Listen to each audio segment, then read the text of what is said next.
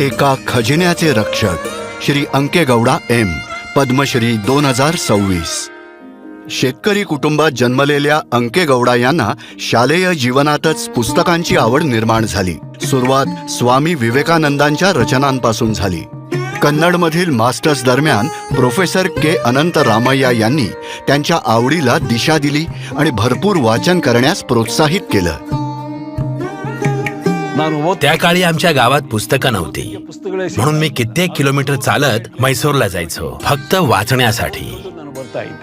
अंकेगौडा यांनी पाहिलं की इच्छा असलेले इतर विद्यार्थी सुद्धा पुस्तकांसाठी धडपडत होते. जेव्हा पोहोचणंच कठीण असेल तेव्हा ते ज्ञान लोकांपर्यंत कसं पोहोचेल. बस कंडक्टर आणि साखर कारखान्यात टाइम कीपर सारखी नोकरी करत असतानाही ते आपलं स्वप्न आकारतच राहिले. मी निश्चय केला की एक अशी लायब्ररी तयार करेन जिथे विद्यार्थी मुक्तपणे वाचू आणि शिकू शकतील, त्यांच्या स्वप्नांचा पाठपुरावा करू शकतील आणि जे काही बनायचं आहे ते बनवू शकतील. IAS, IPS, KPS, त्याही पुढे. तुटपुंजा कमाईतून विकत घेतलेल्या पुस्तकांनी एक छोटी लायब्ररी बनली. मग विद्यार्थी येऊ लागले आणि हा क्रम वाढतच गेला.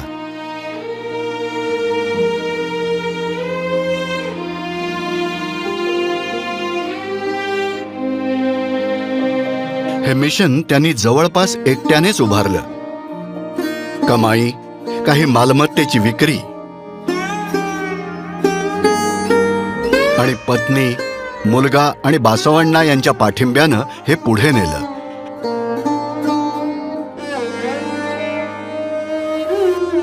मी इथे सिव्हिल सर्व्हिसेसची तयारी करण्यासाठी आले आहे आणि मला लागणारी सर्व पुस्तके इथे मिळतात. मी माझ्या मैत्रिणींसोबत सहजच इथे आले होते, पण इथे एवढी सगळी पुस्तकं पाहून मी इथलीच होऊन गेले.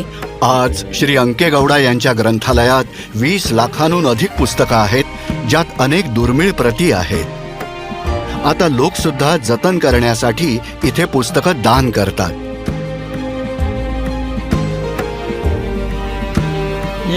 हे बनवणं कधीच ओझं वाटलं नाही. आजूबाजूला बघा, हे आनंदी आणि समाधानी चेहरे. जेव्हा माझ्याकडे अगदी कमी होतं तेव्हाही मी हजारो लोकांना काही देऊ शकत होतो. हाच एक मोठा आशीर्वाद आहे. मला वाटतं की देवाने मला याच उद्देशासाठी निवडले आहे. श्री अंकेगौडा एम, पद्मश्री 2026. कोटी कोटी नमस्कार. नमस्कार.